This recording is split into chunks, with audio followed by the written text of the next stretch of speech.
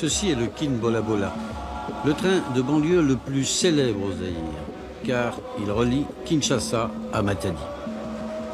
Ce n'est pas un pullman, mais ça roule.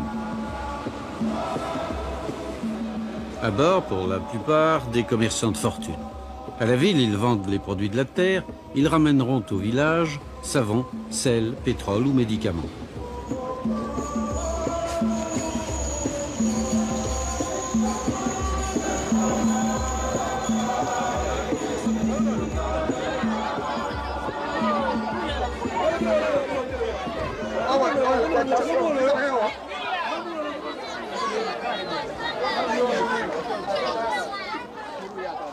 Et dans chaque gare aussi, le petit commerce est roi.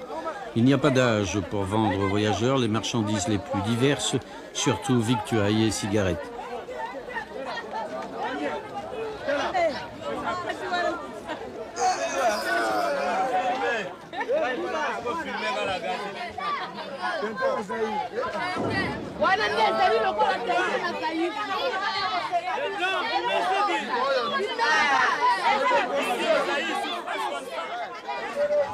Moi j'ai faim, je ne parle pas, j'ai faim. Moi C'est que nous mangeons. je n'ai pas encore mangé, j'ai faim, je ne parle pas. Ici au Zaïre, quelqu'un qui vend et quelqu'un qui travaille. Quelqu'un qui vend, qui mange un peu bien, mais quelqu'un qui travaille n'a pas d'argent. On n'a pas d'argent. Vaut mieux de débrouiller au lieu d'aller chercher le boulot. D'ailleurs, il n'y a pas de, Regardez les petits boulot. Il n'y a pas de boulot. Même des bêtes pareil. Se débrouiller. C'est pas juste. Avec les bêtes, se débrouiller. Oui, vous ne pouvez pas voir des quinois dans des wagons comme ça. Hein? Comme des bêtes, pour aller prendre des frais de manioc. De manger par-ci, par-là. Ce que vous voyez, qui fait Les mains n'est pas encore lavées, mais je mange. Ça, ce n'est pas à gué. Nous sommes dans un pays riche. Mais regardez comme nous souffrons. Voyez là, c'est la pote à ma vous voyez bien. Souffrance aux amis, comme ça, ça va. Pour nourrir les enfants à la maison, les salaires que nous touchons, mais c'est vraiment moins. Combien est-ce que vous gagnez? Moi, agent de maîtrise, évidemment, je touche jusque-là 300 000 Zaïre Par mois? Par mois, à peine même. Et vous avez combien de personnes à nourrir? J'ai 4 personnes, ma famille, quoi. Alors c'est vraiment difficile. Comment est-ce que vous vivez alors? Oh, miraculeusement, hein, avec l'aide du Seigneur, bon, on peut quand même attraper quelque chose à manger, mais les salaires comme tel, ça ne suffit pas. Et les médecins? Il y a un seul médecin. Et s'il doit être opéré, s'il a une appendicite, qu'est-ce que vous faites? Bon, il faut qu'on vous donne des ordonnances pour chercher des médicaments en Banzangongo, ou bien ailleurs, ou bien quelque chose ça pour venir faire l'intervention. Et si c'est urgent? On meurt, quoi. Si c'est urgent, on meurt. Et vous croyez que ça va changer s'il y a un autre gouvernement? Bon, s'il y a, avec le multipartisme, s'il y a un changement à la tête des partis et qu'il y a le multipartisme, ça peut aller parce qu'à ce moment-là, le budget est suivi de très près. La gestion n'est pas sur un seul parti, mais il y a plusieurs partis pour gérer la gestion du pays. Alors là, il y a moyen d'arranger. Alors, vous n'êtes pas loin de Kinshasa et vous n'êtes pas informé, vous dites? Oh non, seulement les gens qui viennent par train, ils nous disent n'importe quoi. Bon, nous essayons de capter seulement Il y a pourtant des postes de télévision ici. Mais moi j'en ai, mais jamais je capte Kinshasa. Jamais. Vous captez quoi? À la télévision? Oui. Rien. Vous n'avez pas l'Angola? L'Angola, à la télévision, rien. Qu'est-ce que vous avez alors? Rien du tout? Vous Rien, avez le nuage seulement, c'est tout. Et depuis combien de temps ça? 6 ans. Et c'est pas votre poste, vous êtes sûr? C'est pour moi. Oui, mais c'est pas le poste qui est cassé? Non, c'est une nouvelle poste. Une nouvelle poste. Même la radio, c'est l'Angola, RFI et puis dans la ville. Et vous n'avez pas Kinshasa en radio? Non, Kinshasa. Vous allez même dire à une maman ou à un enfant comme ça, il va vous dire Kinshasa, non. Et les journaux, vous les lisez? Les journaux. Moi, je touche 200 000 Zaïre pour acheter les journaux quand. Mes enfants ne mangent pas bien, il faut aller acheter un journal. Un journal qui coûte 5 000 Zaïre. Alors, nous, à la maison, on mange 5 000 Zaïre. Qu'est-ce que vous devez acheter? Mais vous savez tout de même qu'il y a une opposition maintenant à Kinshasa. Oui, je sais, c'est ce qu'on attend. Longtemps, on est comme ça, mais nous mangeons difficilement. La volonté du peuple. Nous mangeons difficilement. Et si demain vous votez, vous allez voter pour eux? Voter. Voter pour l'opposition ou pour le Pour pouvoir? l'opposition, pour l'opposition. Un changement. Mais que l'opposition nous amène de bonnes histoires. Qu'ils ne viennent pas nous faire des théâtres. Ça, c'est ça que nous attendons. Moi, je suis un conducteur de train. Voyez ma vie. Je suis malheureux, mais j'ai fait des études, des écoles techniques. Nous voyons les enfants comme ça. Pendant les vacances, ils viennent vendre du produit. Un chef de gare et un commis. Voilà, un chef de gare. Voilà. C'est nous qui tient la production du pays.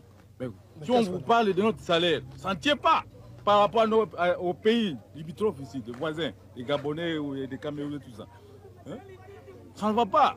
Nous, les conducteurs de train, nous souffrons pendant 25 ans, ça ne va pas. Hein? Comment voulez-vous qu'on puisse continuer avec le régime pareil? Nous en avons assez marre. Il y a même des licenciés qui sont des militaires comme ça, des licenciés. Tous nos enfants ici ne peuvent pas vendre des manioc ou tout ça. Ils font ça par la force. Donc nous en avons marre. Nous voulons un changement dans le pays. C'est assez, c'est assez.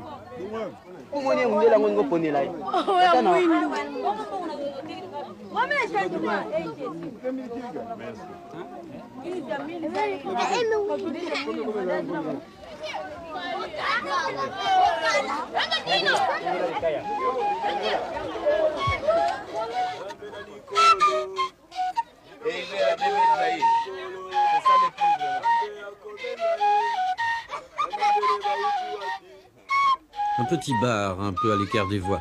La bière aussi est devenue hors prix, alors on s'est rabattu sur l'alcool de palme. Et tant pis pour la santé.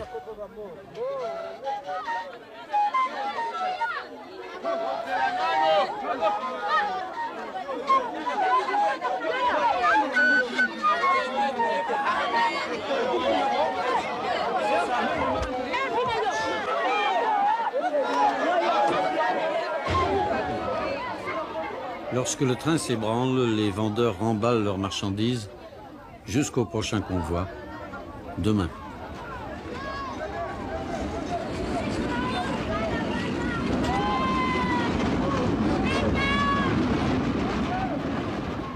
Vendre, acheter, revendre, toujours en petite quantité, c'est cette chaîne de commerce parallèle qui permet au pays de survivre.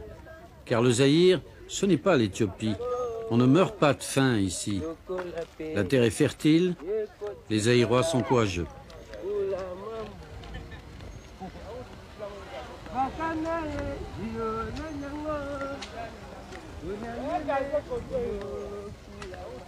Biloko ya kokamwisa kasi alongaki te kolamusa moto ya Yawe ata ozali libulu ya falanka kasi liwa ezali kaka mokonzi toyaka kokuta mokili yango lokola pe. Cette plantation de canne à sucre s'étend à perte de vue et encore plus loin jusqu'à la frontière angolaise. 8000 travailleurs y jouent de la machette. Ils sont payés à la coupe.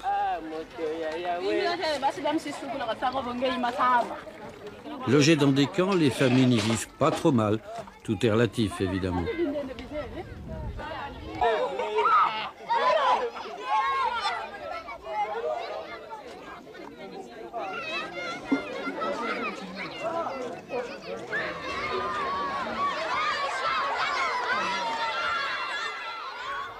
Construction en dur, cantine avec les produits de première nécessité, une école et même un dispensaire. On y prône, sans trop de succès semble-t-il, la limitation des naissances. Au niveau de l'employeur fait des efforts. En tout cas, l'employeur comme tel se tracasse pour pouvoir résoudre les problèmes de l'employé, des travailleurs. Et la santé? Si vous tombez malade, qu'est-ce que vous faites? La santé, au niveau de l'employeur, il n'y a pas de problème. Ça, c'est en tout cas parfait. Même au niveau des salaires, le problème se pose au niveau de l'État zaïrois. Parce que c'est l'État zaïrois qui doit arriver à résoudre les problèmes du salaire. Et non l'employeur. L'employeur, de son côté, fait un effort. Mais avec l'instabilité de la monnaie, bon, vraiment, on n'arrive pas à bien vivre.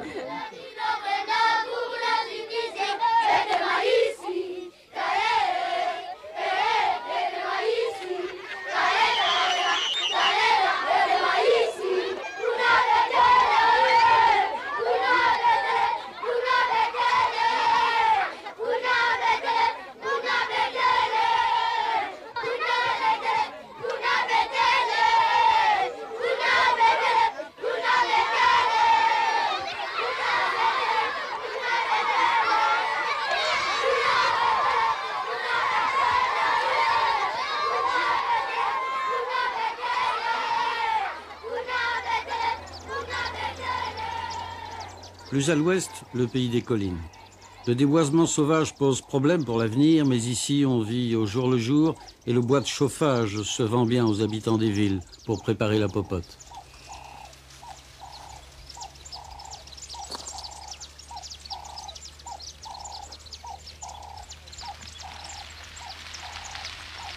Au détour d'une piste, un feu de broussailles.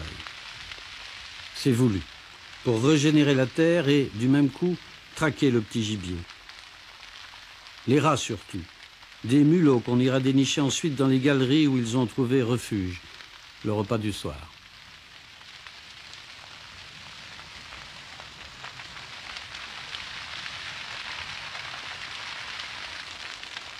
Joaquim Gouat. Et au Kosanina Yango. Donc il me dit qu'il les a pris là au feu et qu'il les a pris parce qu'il veut les manger. Et au Koleyango de Nengenini.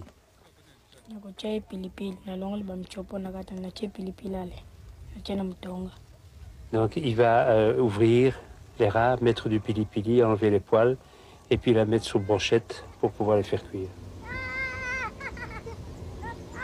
Ne soyez pas dégoûtés. Ici, de génération en génération, on s'est habitué à la viande de rat. Mais par contre, on ne mange pas de cuisses de grenouilles. Les grenouilles, c'est dégoûtant. Question de culture. Des brochettes de rat, on en vend d'ailleurs sur cette route Kinshasa à Matadi, une des seules encore praticables au Zaïre. Une route dès lors truffée de ces petits points de vente où les routiers s'arrêtent parfois pour faire des provisions.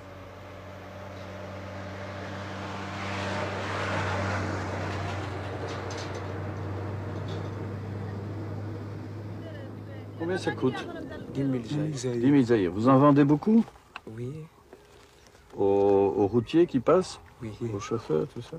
Combien par jour vous en vendez? 200, 500.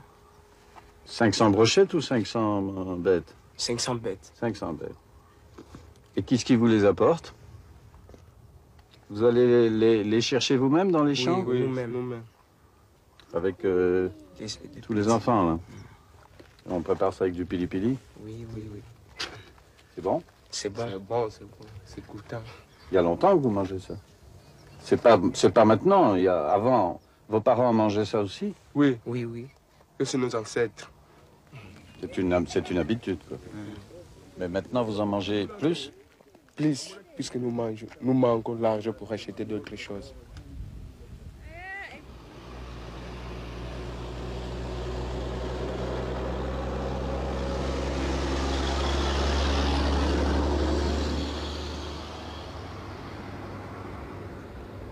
La route Kinshasa-Matadi, tout un poème.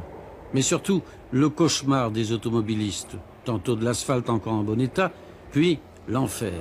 L'enfer pour les pneus, les amortisseurs et les reins. Le trafic est intense, mais les pannes et accidents sont monnaie courante.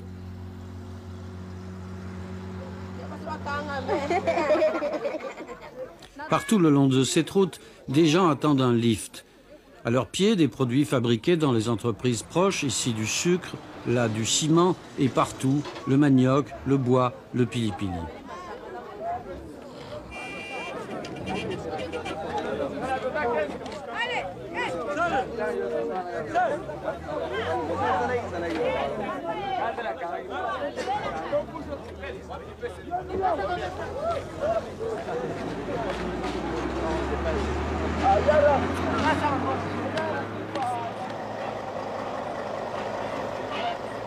Et le voilà l'enfer. Plus question maintenant d'éviter les trous, il faut les choisir. En zigzagant, ceux qui, vu le trafic, offrent le spectacle d'un étrange et dangereux ballet.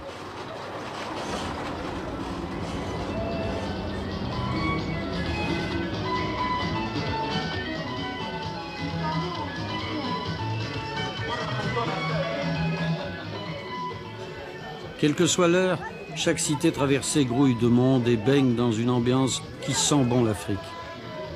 Des restaurants autrement plus sympas que les nôtres.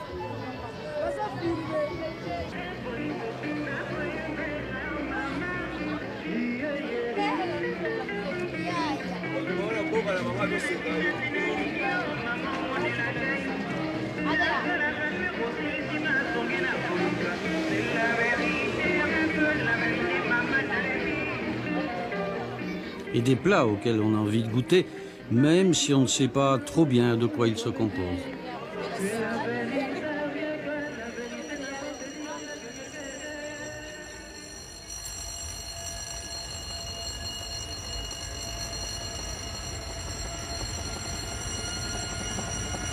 Les barrières du passage à niveau de Mbanza-Ngungu, ex-Taysville, ne s'abaissent plus sur la grande route que quelques fois par jour, pour laisser passer une draisine ou encore la navette quotidienne qui relie cette ancienne gare de triage à la voie principale Kinshasa-Matadi, plus bas dans la vallée.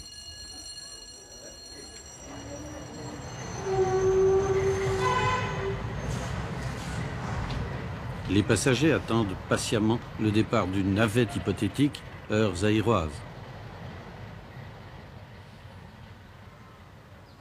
Faute de trafic, la végétation a repris ses droits. Et cette gare, qui était autrefois une des plus importantes du pays, semble aujourd'hui figée et donc condamnée, à l'image de toutes les infrastructures du Zaïre. Sur le quai, des étudiants de la petite université locale parlent de leurs problèmes. Le mal des Zaïrois réside d'abord à la personne de Mobutu. Le mal des Zaïrois réside à la personne de Mobutu, ce qui signifie que si par exemple au Zaïre, il y a beaucoup de mauvaises pratiques, tout part de Mobutu. La corruption, si lui-même par exemple corrompt ceux qui travaillent avec lui, et cette habitude qui est vraiment généralisée dans tout le pays, ça part à partir du président Mobutu. Et les changements auxquels nous nous attendons, c'est d'abord le départ du président Mobutu, puisqu'il est à la tête de toutes les mauvaises pratiques. Le cas de la conférence nationale, dans d'autres pays, ça marche déjà, mais pourquoi ici ça traîne encore? C'est parce qu'il veut, coûte que coûte, truquer les choses. Hein? Donc, les changements, nous parlons des changements. Lorsque le régime en place quitte, on va instaurer un autre gouvernement. Et ce gouvernement doit être basé sur des changements de mentalité d'abord. Nous devons d'abord changer la mentalité puisque nous avons acquis beaucoup de mauvaises pratiques. Donc la Troisième République, normalement, doit être basée sur les changements de mentalité. Pour cela, évidemment, vous venez de poser la question si nous acceptons encore d'être pauvres pendant plusieurs années. Nous acceptons, mais nous voulons d'abord un changement. Il faut que les changements soient d'abord acquis et nous allons accepter pendant un certain nombre d'années, observant encore ceux qui prendront le pouvoir. Et j'espère qu'au début, ces gens ne vont pas nous décevoir. Et ça ne vous ennuie pas que des gens qui ont travaillé longtemps avec Mobutu prennent le pouvoir demain? Même Tshisekedi a travaillé avec Mobutu, Nguze Karlibont et Kengo. Oui, puisque nous parlons des changements de mentalité, et nous espérons que ces gens, maintenant, pour autant qu'ils sont maintenant de l'autre côté, ils vont changer aussi leur mentalité, quoi qu'ils aient déjà travaillé avec Mobutu. Ici, je ne peux pas dire que je suis contre qui ou pour qui. Je ne peux pas le dire. Mais moi-même, dans mon cœur, je sais de qui est partie, disons, la ruine de ce pays. Moi-même, je sais. Et en tant qu'intellectuel, j'y serai voté celui qui sera à mesure, d'après moi, à mesure de bien gérer ce pays. Et celui-là viendra du peuple. Tout homme normalement qui doit vivre dans les bonnes conditions doit d'abord prendre son déjeuner, doit prendre son repas de midi et son repas de soir. Mais lorsque nous voyons le prix du pain, par exemple, sur les marchés, pour qu'on mange bien le matin, il faut un peu de 1000 zaïs. Et du lait, par exemple, de 1500. Et le sucre, la boîte de sucre revient à 1000 zaïrs pour le moment. Donc uniquement pour le matin, nous pouvons prendre le minimum de 5000 zaïrs pour le matin. Pour les repas de midi, nous pouvons prendre le minimum 10 000 zaïrs pour une personne. 10 000 zaïrs pour une personne. Et le soir, ça peut aussi être un minimum de 8 000. Donc par jour, 23 000. 23 000. Et alors il faut multiplier par 30 jours. Et vous avez combien par jour? Mais moi, par exemple, je dis, je ne suis pas sûr de manger. Mais moi, on n'est pas sûr de manger. Je peux, avec peut-être si j'ai 1000 zaïrs ici, je peux manger avec 1000 zaïrs. Et cela me suffit. Cela me suffit. Parce que je suis abandonné à moi-même. Je suis abandonné à moi-même. Nous sommes très optimistes puisque la richesse des Aérois qui est bloquée à l'étranger, si cette richesse pouvait nous revenir, si on pouvait rapatrier tous les avoirs des dinosaures des Zaïre, nous sommes très optimistes que les changements auxquels nous nous attendons ne pourra pas trop durer. Rencontre dans la même gare avec des volontaires de la Croix-Rouge partant à l'intérieur pour une campagne de sensibilisation contre le sida. Il y a beaucoup de cas de sida à l'intérieur. Bon, les cas de sida, c'est surtout dans les centres urbains. Bon, nous pouvons citer Mbanzangungu, Inkisi, Kinshasa, tout ça. À l'intérieur, c'est rare. Mais si les cas de sida peuvent se faire voir rarement, c'est-à-dire on peut trouver d'ici là 1 ou 2 cas dans toute une collectivité, c'est à cause du trafic. Vous voyez les gens qui partent du centre pour l'intérieur pour faire leur petit commerce. Bon, n'étant pas habitués, n'ayant pas les notions de religion pour s'abstenir avec les partenaires inconnus, tout ça, on se met facilement parce qu'on ne veut pas dormir seul. On se jette sur une femme, la femme se jette sur un homme, ben on est atteinte. Puisque pour le moment, quelle que soit la beauté d'une femme, vous la voyez, elle est en train de luire et tout ça, mais elle est peut-être porteuse de virus, donc autant s'abstenir.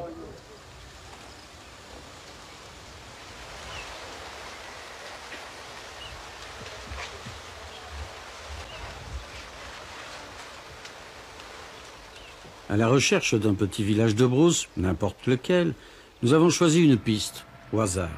Elle doit bien mener quelque part. Des kilomètres et des kilomètres dans la poussière.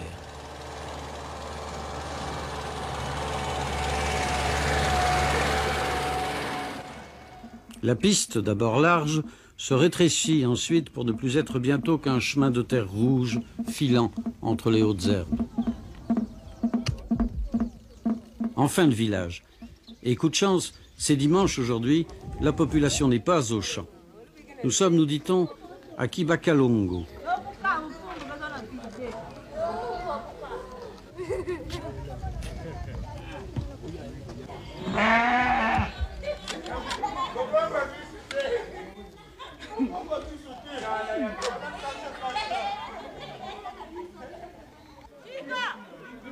Dans ce coin de brousse, c'est comme si le temps s'était arrêté.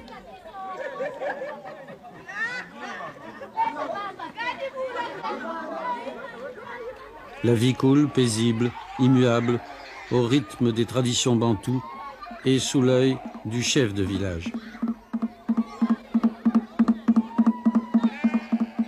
Pas de problème ici, écoutez plutôt. Nous vivons difficilement pour le moment. Nous vivons seulement avec nos champs. Qu'est-ce que vous cultivez? Nous cultivons des bananes, des haricots, des patates douces, et des lianes, des manioc. Oui. Et vous vendez ça alors? Oui, nous vendons ça. Où ça? Il y a de grands centres comme à Matadi, Boma, à Kinza, Mvouete. Et avec cet argent, vous achetez? Avec cet argent, on se procure du sucre, du sel, des vêtements. La viande, vous en mangez parfois? Difficile. Difficile, la viande, difficile, parce que ça coûte trop cher. Et comment vous faites quand vous mangez de la viande? Où est-ce que vous allez la chercher alors? Oh, dans le village, s'il y a quelqu'un qui a une chance, il peut attraper un gibier, il coupe ça, il vend les petits morceaux. Vous avez des fusils?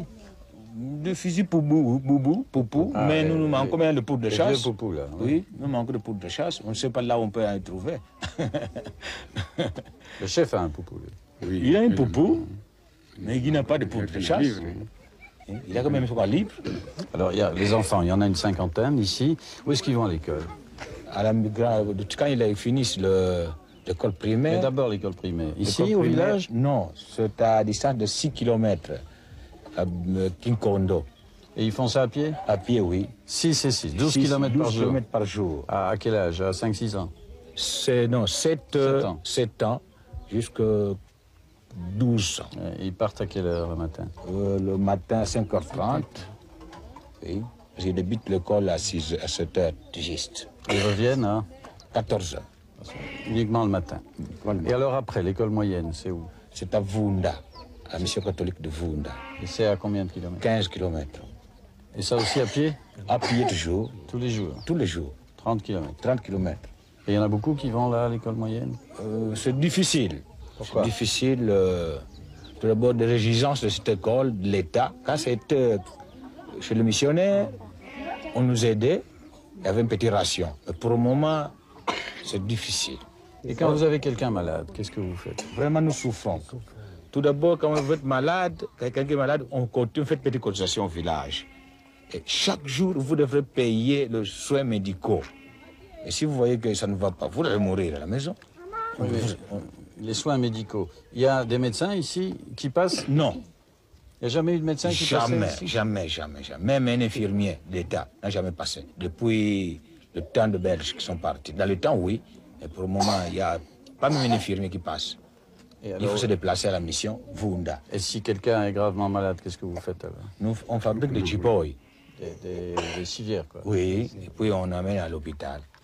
En arrivant là-bas, vous aurez que des ordonnances. Ces ordonnances, si vous n'avez pas les moyens de payer ces médicaments, tu meurs. Alors, la politique, maintenant. Vous vous occupez un peu de politique ici dans le village? Non. La politique, non. Nous entendons la politique. Nous sommes dans le... Vous espérez? Dans le village. Hein, oui. Mais...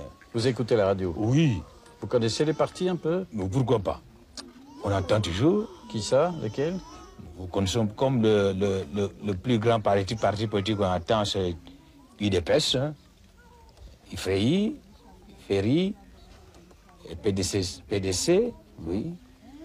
Et s'il fallait voter, comment ça va se passer ici? Oh, s'il fallait voter, chacun a son choix, hein. Chacun a son choix. Avant, c'était pas comme ça.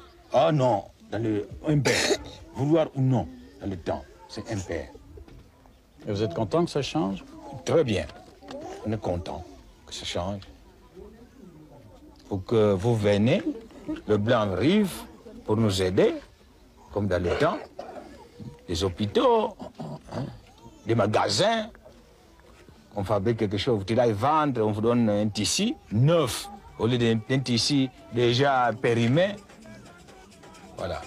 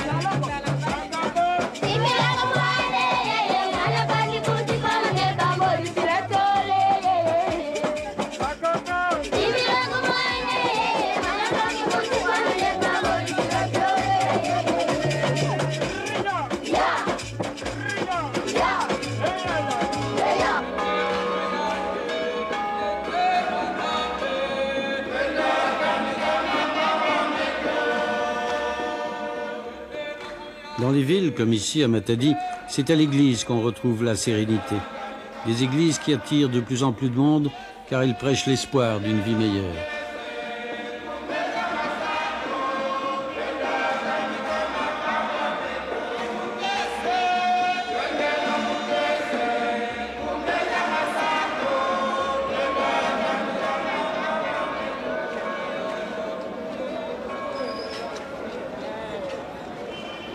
Mais dans les rues de Matadi, revoici la triste réalité quotidienne.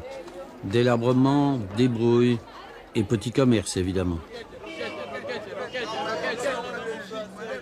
Un petit commerce alimenté ici, essentiellement, par des marchandises débarquées au port et qui, comme on dit chez nous, sont tombées du camion. Surtout des articles usagés, venus d'Europe, souliers et vêtements de seconde main, pneus réchappés, etc. La réalité sociale aussi angoissante, avec ces jeunes qui se pressent devant les grilles du port dans l'espoir d'être engagés comme dockers pour la semaine.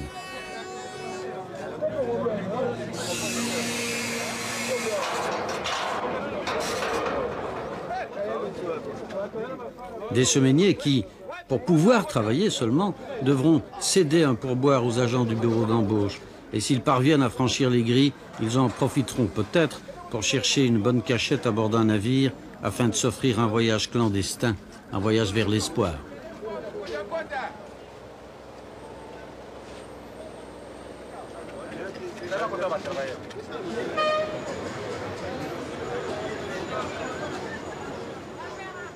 Il y a beaucoup de citoyens qui se sont précipités de quitter leur maison pour venir ici, pour tenter la chance d'être embauchés comme séméniers. Mais en arrivant ici, au lieu qu'on les embauche gratuitement, mais les gens qui sont placés dans des services de placement demandent encore l'argent à ceux qui viennent chercher du boulot et pas pendant qu'ils n'ont absolument rien. On exige par exemple 20 000 zaïrs à un citoyen pour avoir un laissez-passer seulement, pour être embauché comme séménier. Alors lui-même, il n'a même pas mangé ne fût-ce qu'un morceau de chikwang à la maison. Où est-ce qu'il va trouver 20 000 zaïrs ou bien 30 000 zaïrs pour avoir un laissez-passer? Alors c'est cela qui fait qu'il peut maintenant entrer au port sans autorisation, soit il peut grimper d'Ademir, il voit tel navire par exemple qui doit quitter les Zaïre pour en destination soit d'Anvers ou bien d'Hambourg. Bon, il va tenter sa chance, il entre comme clandestin et puis il s'en va pour aller un peu tâtonner. Donc c'est comme ça. Pour nous, il y a beaucoup de gens qui veulent quitter les Zaïre. Mais en voie normale, c'est difficile. Le billet, aujourd'hui, ça coûte plus de 6 millions de Zaïre. Bon, pour avoir un visa, par exemple, c'est difficile. Donc tout ça, vraiment, ça nous rend la tâche difficile. Même les gens qui travaillent, moi-même, je suis travailleur. J'ai touché mon salaire, les 31, pardon. C'était mercredi. Et aujourd'hui, je n'ai absolument rien. Je suis père de 3 enfants, marié. Alors, j'ai quitté ma maison sans même prendre une tasse de café. Et jusque-là, je n'ai même pas laissé aucun goûter à la maison. Les enfants souffrent. Et c'est cela qui nous pousse peut-être de faire des aventures au port, essayer un peu de ramasser n'importe quoi pour faire vivre la famille. C'est cela qui fait que tout le monde est désolé de rester dans ce pays et cherche à clandester pour aller chercher la vie ailleurs. Mais est-ce que vous savez que si vous arrivez là-bas sans visa, vous risquez qu'on vous renvoie ici? C'est le problème. Mais pour nous, donc, je dirais que c'est une solution que nous trouvons la plus facile. Peut-être en allant vers chez vous là-bas, vous pouvez peut-être avoir pitié. Vous pouvez avoir pitié parce que vous n'êtes pas ignorant de ce qui s'est passé ici. Mais si vous partez maintenant, vous par exemple, votre femme et vos 3 enfants vont rester ici? En tout cas, je vais leur demander de serrer les ceintures parce que si je ne sais pas, parce que je vais là-bas pour tenter la chance si je peux réussir. C'est ça. C'est tout ce que j'avais à vous dire. Le port travaille au ralenti. Mis à part le cuivre, le zinc ou le bois, il n'y a plus grand-chose à exporter. Quant aux importations, elles sont évidemment limitées par le manque de devises. Alors, des navires, on décharge surtout du matériel de réemploi, le rebut de l'Europe. Nos bus, nos voitures d'occasion.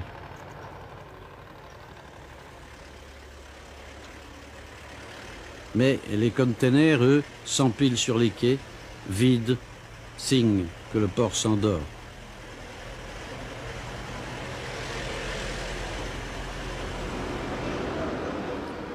Ici, le coq limbourgeois trouve encore acquéreur malgré son prix, notamment pour les fours des sucrières.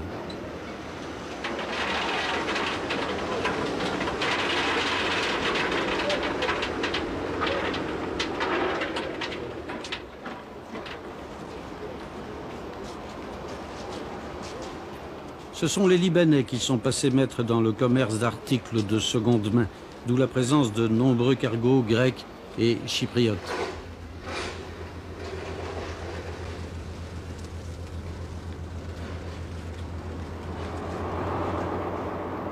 Au bout du quai, des retrouvailles, le Bandundu dont les passagers clandestins ont défrayé la chronique en juillet à Anvers.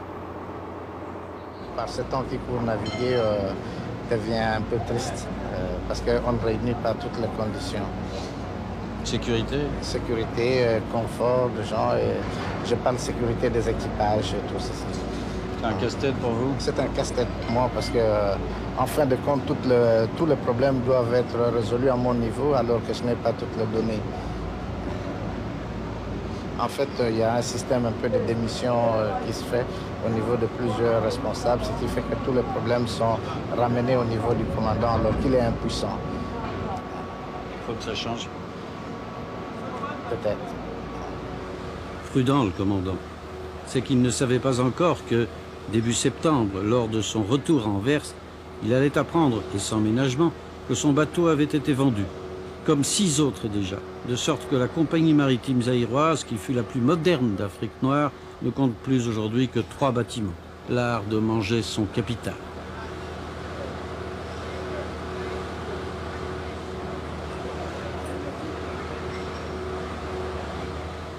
Ce jour-là, à Font-de-Cale, des dockers cherchaient peut-être une cachette pour le prochain départ, comme l'avait fait un des leurs au voyage précédent.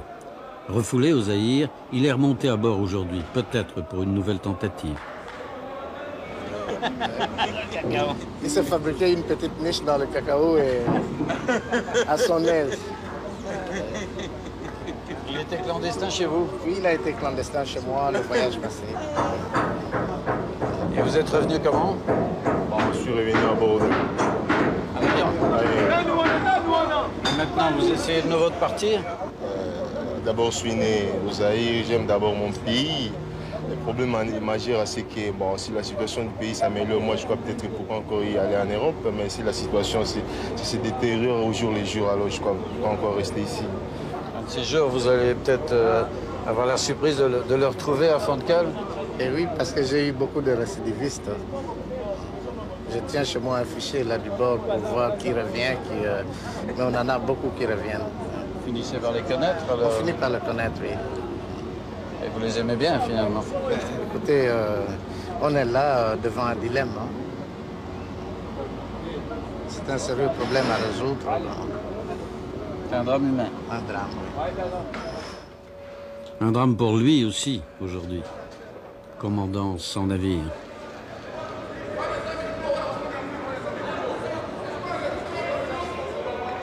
Pourtant, il nous avait avoué avoir refusé plusieurs offres de compagnies étrangères. Il voulait rester au service de son pays. Le voici à son tour peut-être sans emploi.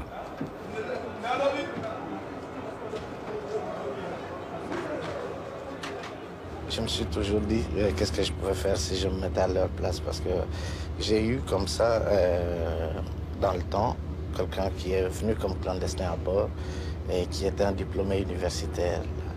Et j'avais moi-même aussi fait l'université de Kinshasa vers les années 71. Et ces garçons devaient être de ma génération.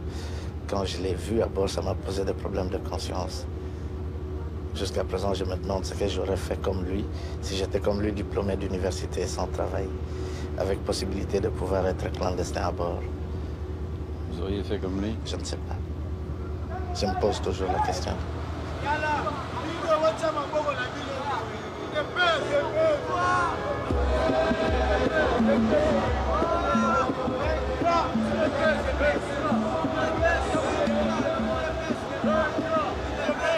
S'exiler ou protester. Courir au loin après des chimères ou choisir l'espoir et exiger le changement. Personne vraiment n'a envie de s'expatrier. Encore faut-il pouvoir vivre dignement sur sa terre natale.